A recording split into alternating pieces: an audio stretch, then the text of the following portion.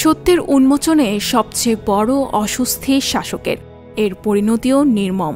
নেমে আসতে পারে দুঃসহ নিপীড়ন, ছেড়ে আসতে হয় জন্মভূমি, পিছু ছাড়বে না মামলা হামলা, বইতে হবে বিশ্বাসঘাতক, রাষ্ট্রদ্রোহী, অন্য রাষ্ট্রের এজেন্ট, এমনকি চোর অপবাদও।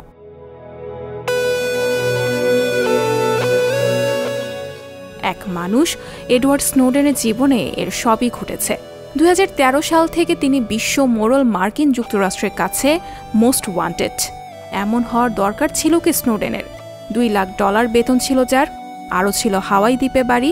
জীবনে পূর্ণতা আনা প্রেয়সীকে নিয়ে স্বাচ্ছন্দ্যে ভেসে যাওয়া চলে তখন। কিন্তু সত্য প্রকাশের দায়ে তিনি বেছে নেন অনিশ্চয়তা। অনেকের জানা সে পর্ব।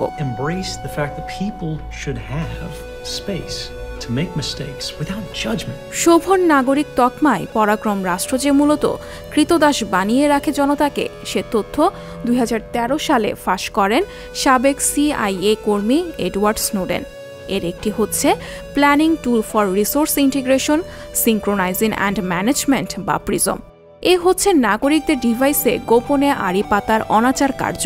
2007 সালে যুক্তরাষ্ট্রের তখনের প্রেসিডেন্ট জর্জ W. বুশ কোনোরকম ঘোষণা ছাড়াই তা চালু করেন।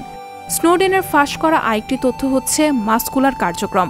সংক্ষেপে তা যুক্তরাজ্যের গভর্নমেন্ট কমিউনিকেশনস হেডকোয়ার্টার্স এবং মার্কিন যুক্তরাষ্ট্রের ন্যাশনাল সিকিউরিটি এজেন্সির যৌথ গোয়েন্দা নজরদারি কার্যক্রম। তিনি আরও ফাঁস করেন গুগল, ইয়াহু, ইউটিউব থেকে শুরু করে সব ধরনের সামাজিক যোগাযোগ মাধ্যম ব্যবহারকারী লাখ লাখ মানুষের ব্যক্তিগত তথ্য রেকর্ডের গোপনযোগ্য। বাদ যায়নি বিশ্ব নেতাদের ফোনও। স্নোডেন প্রকাশ করেন যুক্তরাষ্ট্রের জাতীয় নিরাপত্তা সংস্থা কর্তৃক 35 জন বিশ্ব নেতার ফোনে আড়ি পাতার অজানা তথ্য। তার দেওয়া তথ্যের ভিত্তিতে গণমাধ্যমে প্রকাশিত সংবাদে জানা যায় এই আড়ি পাতা কোনো বিচ্ছিন্ন ঘটনা নয়। নিয়মিতই এই কাজ করে থাকে গোয়েন্দা সংস্থাগুলো।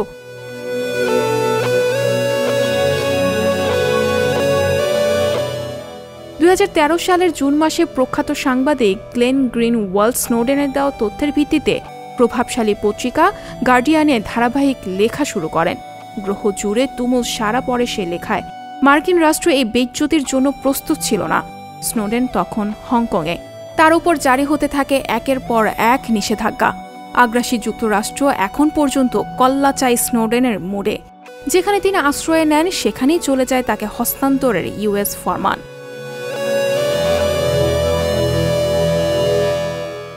জুলুমবাজ, মিথ্যা প্রচারক পরাশক্তির দৃষ্টিভঙ্গিতে পুরো জনমত কখনো প্রভাবিত হয় না।